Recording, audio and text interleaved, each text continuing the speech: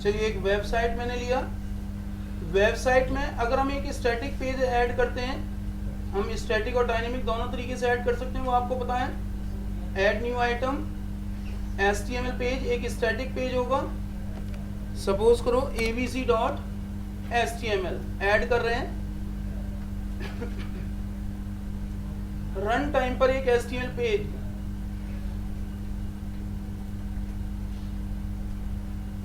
Tool के द्वारा एक HTML पेज ऐड कर दिया जाएगा। उसके बॉडी टैग में हम कोई भी मार्कअप टैग यूज कर सकते हैं, जहां पर अपने टैग्स वगैरह को मार्क कर सकते हैं। HTML स्टैटिक पेज, आपको पता है अगर इमेज वगैरह हमें इंक्लूड करना होता है स्टैटिक पेज में, तो उसके लिए इमेज वगैरह कभी भी किसी दूसरे फोल्डर से नहीं उठाई जाती, सी ड्राइव, ई ड्राइव वगैरह वेब एप्लीकेशन के केस में। वहीं हमें एक फोल्डर क्रिएट करना होता है, उसी में इमेजेस रखनी होती हैं। ऐड कर रहा हूं न्यू फोल्डर इमेज img। इसी तरीके से cs js वगैरह के हम अलग अलग फोल्डर बना सकते हैं। दूसरी, जिन्होंने अभी तक ASP.NET को सीरियस नहीं लिया था, खैर जो सीरियस लेने वाले वो सीरियस लेंगे, लेकिन जिन्होंने नहीं लिया था, जिनकी समझ में नहीं आ रहा था, तो यहाँ पर पहले बता दे रहा हूँ, फिर से प्रैक्टिस करना शुरू कर दें। ये लास्ट मौका है, इसके बाद फिर कहीं पर तुम्हारे हाथ नहीं आने वाली, ना ही कोई आगे चीज समझ में आने वाली। पहले बता रहा हूँ क्लियर।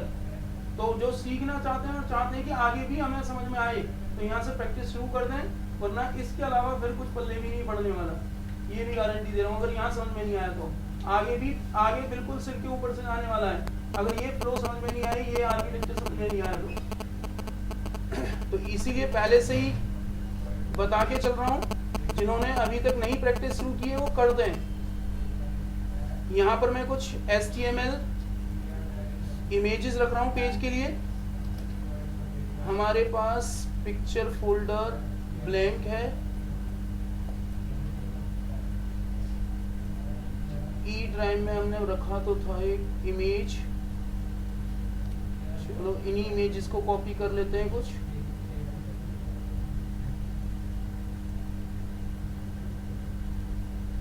इमेज फोल्डर में इमेज के लिए हम क्या यूज करते हैं बताओ, img src।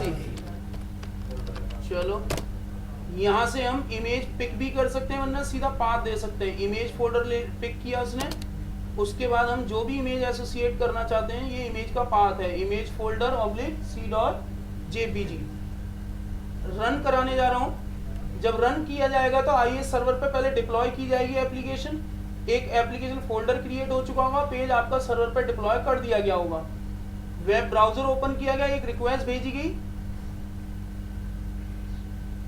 पेज का नाम, एप्लीकेशन नेम एसोसिएट किया गया लोकल होस्ट इस पोर्ट नंबर से। समझ में आ रही बात अच्छे से? यहाँ पर पेज को सर्वर पर जब रिक्वेस्ट गई, सर्वर ने उस पेज के HTML कंटेंट को रेस्पॉन्स में ऐड किया और ब्राउजर पे भेज दिया।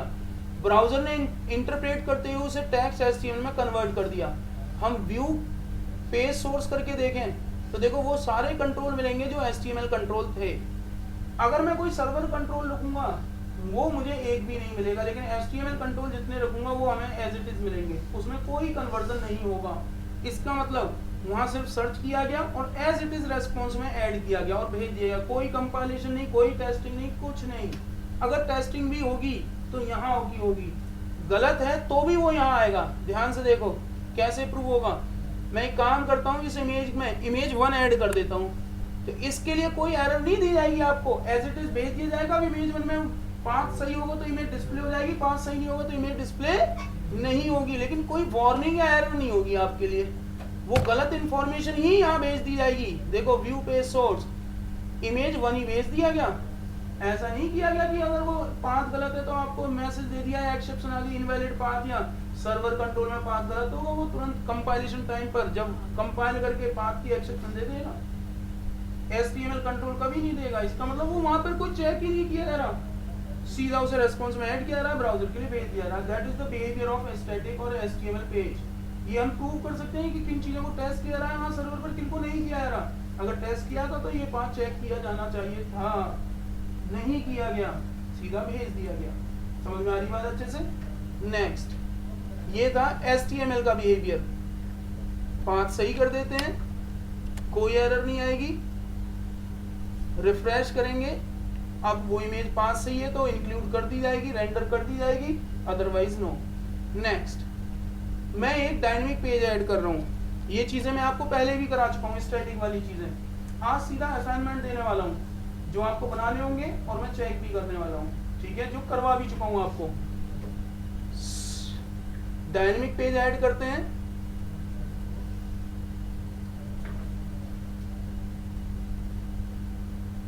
ऐड न्यू आइटम, और आपको पता है डायनेमिक क्या होगा हमारा, web form, ASPX page.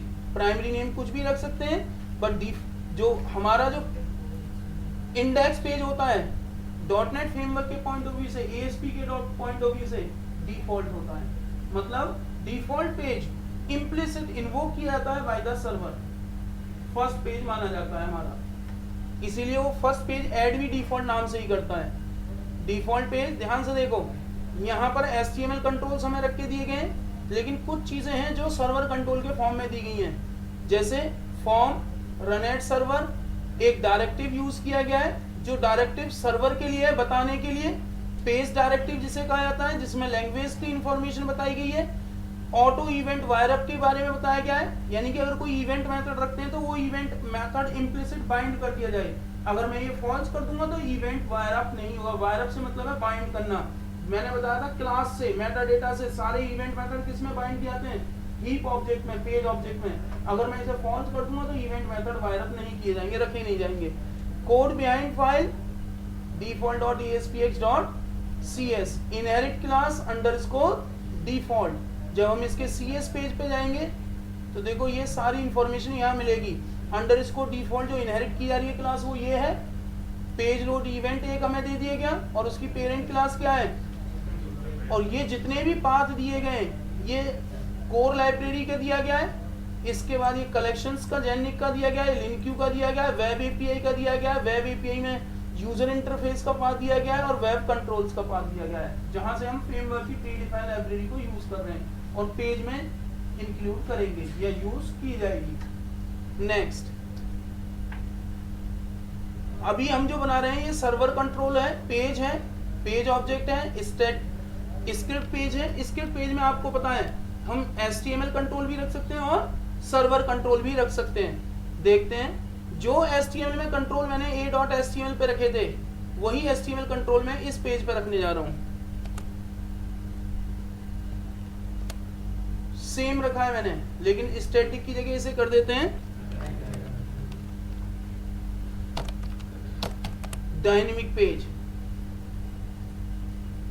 Run करते हैं,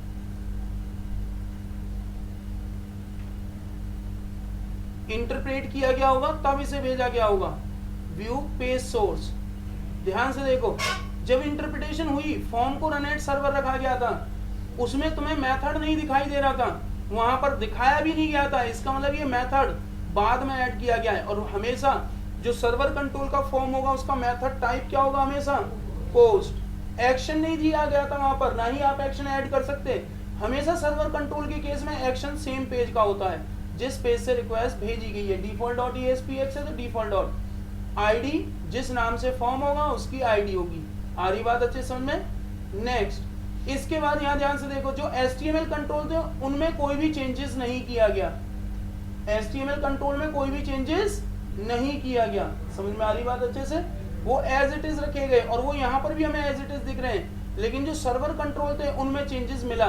क्या मिला कि कुछ एट्रीब्यूट्स अलग से ऐड किए गए, और ये जो ऐड किए गए ये बाय द सर्वर ऐड किए गए। जब इनका इंटरप्रिटेशन हुआ, जब इनको HTML कंट्रोल में कन्वर्ट किया जा रहा है तो उनमें ये इंफॉर्मेशन ऐड की जा रही है। नेक्स्ट, अभी हमने एक HTML कंट्रोल लिया, हम एक सर्वर कंट्रोल लेते हैं। इमेज के बाद लेने जा रहा हूं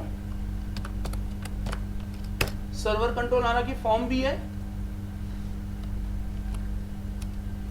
लेबल।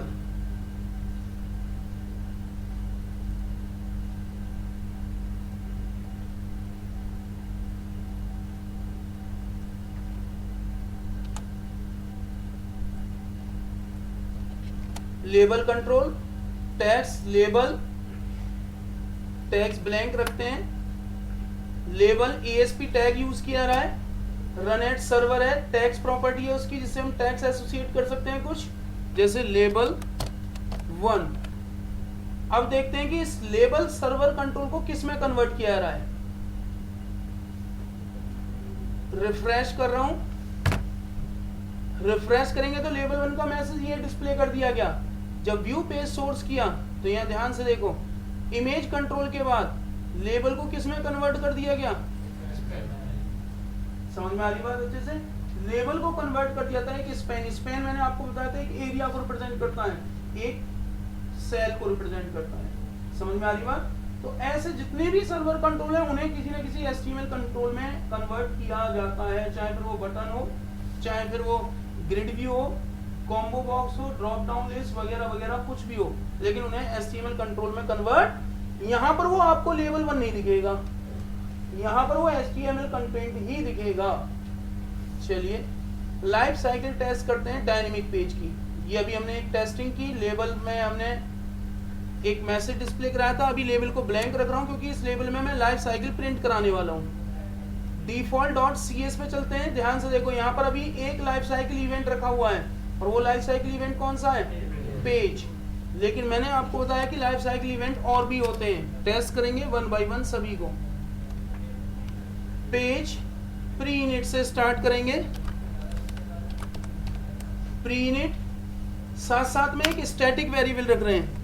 अब आपको पता है अगर स्टैटिक वेरिएबल रखूंगा तो वो कहाँ एसोसिएट किया जाएगा, क्लास मेमोरी में क्लास ऑब्जेक्ट के साथ। स्ट्रिंग एस रख रहा हूं, बाय डिफॉल्ट ब्लैंक रख रहा हूं, यानी कि एक ही बार क्रिएट होगा ये क्लास मेमोरी में, उसके बाद मैं कितनी बार रिक्वेस्ट भेजूंगा उसी एस में आगे वाले कंटेंट ऐड कर दिए जाएंगे। इसीलिए मैं इसे शेयरेबल बना रहा हूं, कॉमन बना रहा हूं, क्लास में डिक्लेयर कर रहा हूं स्टैटिक।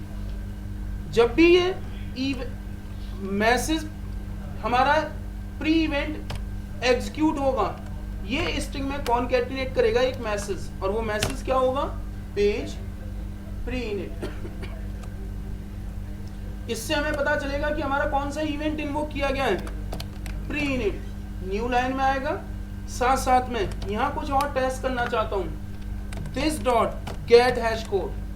अब आप बताओ, दिस ऑब्जेक्ट, दिस पर अगर गेट हैश कोड कॉल किया जाएगा तो ये किसका हैश कोड रिटर्न करेगा, दिस का मतलब हो गया करंट पेज, करंट ऑब्जेक्ट। अब ये करंट ऑब्जेक्ट किसका होगा, इस पेज क्लास का। अब पेज क्लास का जो हीप मेमोरी ऑब्जेक्ट बनेगा, तो हीप मेमोरी ऑब्जेक्ट का जो रेफरेंस रखा जाएगा वो किससे मिल जाएगा, मैं गेट हैश कोड से। समझ में आ रही बात अच्छे से। तो गेट हैश कोड से हम करंट जो भी ऑब्जेक्ट होगा इस पेज का उसका रेफरेंस पता कर पा रहे हैं, और ये देखना चाहते हैं कि ये ऑब्जेक्ट हर बार बन रहा है या एक बार बन रहा है। अगर हर बार हर रिक्वेस्ट पे बनेगा तो हैश कोड चेंज होता रहेगा पेज का, और अगर एक ही बार बनेगा तो हैश कोड एक ही रहेगा, जिसमें मैं यहाँ इनिट के बाद लिख रहा हूं page object.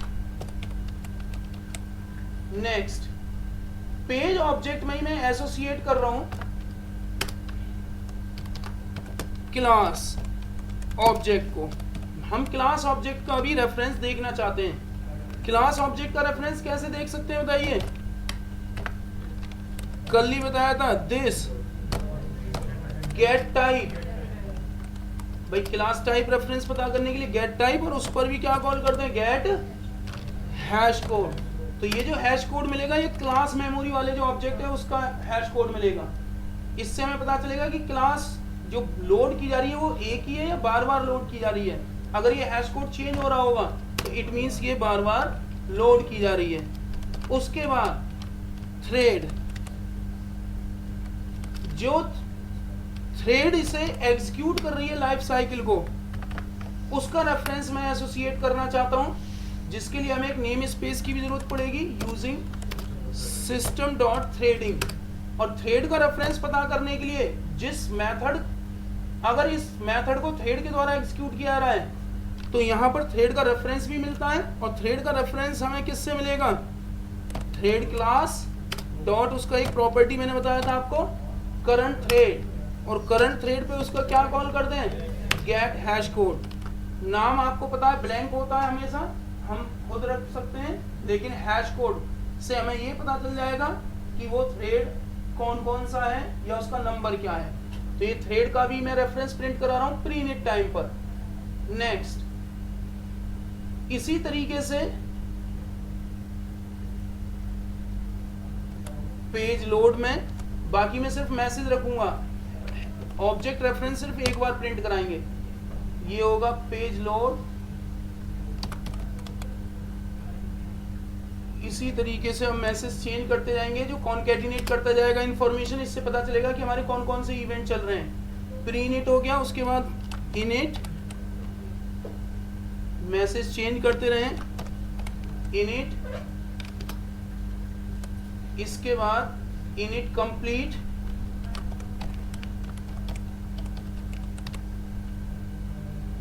Init complete message हो जाएगा हमारा।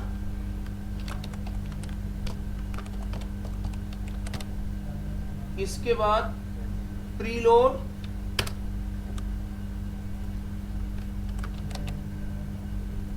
प्रीलोड, प्रीलोड के बाद पेज लोड, और पेज लोड के बाद page load complete.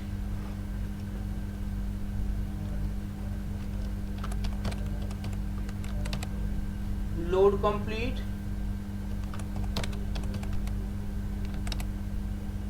Load complete के बाद pre render,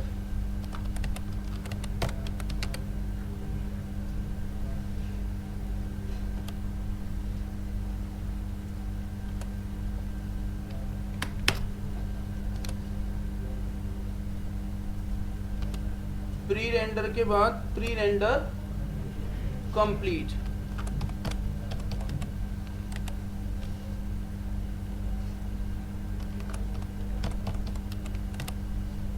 pre render complete के बाद लास्ट अनलोड। अब देखो, इस अनलोड से पहले, अनलोड बाद में चलेगा, रेस्पॉन्स सेंड कर दिया जाएगा, इसलिए अनलोड वाला मैसेज फर्स्ट टाइम आपको नहीं दिखेगा। जब नेक्स्ट टाइम रिक्वेस्ट भेजेंगे, क्योंकि हमने वेरिएबल स्टैटिक रखा है, उसमें वो ऐड कर दिया गया होगा, इसलिए हमने वेरिएबल को स्टैटिक रखा है, जिससे कि नेक्स्ट रिक्वेस्ट पर भी क्या हुआ था लास्ट रिक्वेस्ट में वो हम पता कर सकें। अनलोड और प्री रेंडर पर हम ये सारी इंफॉर्मेशन किस में डिस्प्ले करा रहे हैं, लेबल,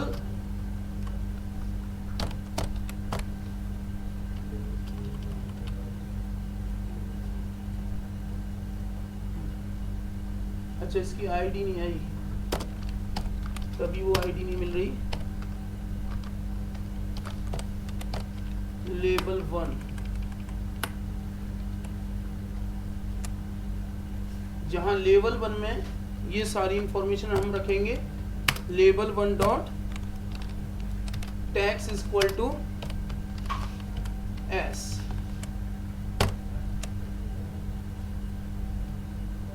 देखते हैं रन करा के। फर्स्ट रिक्वेस्ट जाएगी, कंपाइल हुआ होगा, क्लास लोड की गई होगी, क्लास लोड होने के बाद रेस्पॉन्स, सारे इवेंट मेथड चले, क्या क्या इवेंट मेथड चले देख लो। प्री इनिट चला, इनिट चला, जब वो एग्जीक्यूट हुए हैं तभी तो ये मैसेज एसोसिएट हुआ, वरना एस में कॉन्कैटिनेशन होता ही नहीं, वो आप जानते हो, अगर नहीं एग्जीक्यूट होते। इनिट कंप्लीट चला, प्री लोड चला, लोड चला, लोड कंप्लीट चला, प्री रेंडर चला, प्री रेंडर कंप्लीट चला, अनलोड चल चुका होगा, लेकिन उसके पहले रेस्पॉन्स यहाँ भेज दिया जाता है, इसलिए अनलोड की मैसेज कभी भी उसमें नहीं आएगा। अनलोड का मैसेज कब आएगा, जब आप नेक्स्ट टाइम रिक्वेस्ट भेजोगे।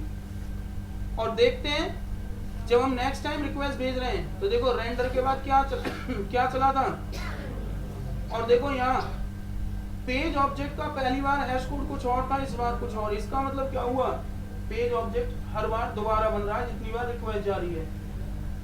वहीं क्लास पहले भी यही था, क्लास यही था, थ्रेड भी चेंज हो चुका है। पहले बता रहा हूँ, थ्रेड चेंज भी हो सकता है और नहीं भी। थ्रेड के लिए वो पूलिंग मैनेज करता है, अगर रिक्वेस्ट जल्दी जल्दी पहुंच रही है तो नई नई थ्रेड्स क्रिएट करेगा, अगर थोड़ा डिले जा रही है तो हो सकता है कि वही हैश कोड फिर से मिल जाए। ये डिपेंड करेगा कि रिक्वेस्ट किस तरीके से सर्वर पर पहुंच रहा है। दोबारा से मैंने भेजा 21 80 24 और देखो हर बार ये ऑब्जेक्ट चेंज हो रहा है, लेकिन ये ऑब्जेक्ट इसका मतलब क्लास एक ही बार लोड हुई है मेमोरी में, पेज ऑब्जेक्ट हर बार बन रहा है। समझ में आ रही बात? ऐसे ही रिक्वेस्ट, रेस्पॉन्स, ये सारे ऑब्जेक्ट हर बार बनते हैं।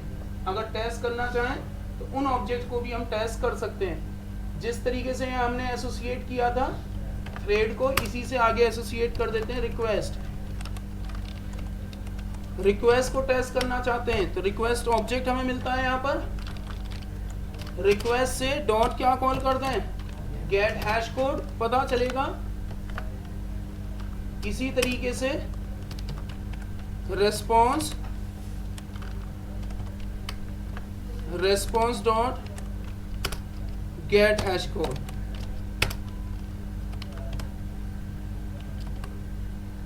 अब देखो मैंने कोड में चेंज किया है, कोड में चेंज किया तो क्लास दोबारा से कंपाइल होगी, रिकंपाइल होगी, और दोबारा से क्लास लोड हुई तो स्टैटिक वेरिएबल दोबारा लोड हुआ। जब तक हम उसमें चेंज नहीं करेंगे क्लास रिकंपाइल नहीं होगी, ना ही रीलोड होगी। चेंज किया गया है तो रीलोड हो रही है। ध्यान से देखो, रिक्वेस्ट का रेफरेंस ये है, रेस्पॉन्स का रेफरेंस ये है, सभी ऑब्जेक्ट का रेफरेंस अलग अलग है, यानी कि मेमोरी में सब अलग अलग बन रहे हैं। फिर से रिक्वेस्ट भेजते हैं, इवेंट मेथड सारे चल रहे हैं। फिर से रिक्वेस्ट भेजा, ध्यान से देखो कौन कौन से सेम है और कौन से डिफरेंस हैं, सिर्फ क्लास को छोड़कर सारे डिफरेंट हैं। समझ में आ रही बात? क्लास को छोड़कर सभी क्या हैं, डिफरेंट। थ्रेड सेम आ सकता है, वो कूलिंग का है, मैंने बताया था आर्किटेक्चर।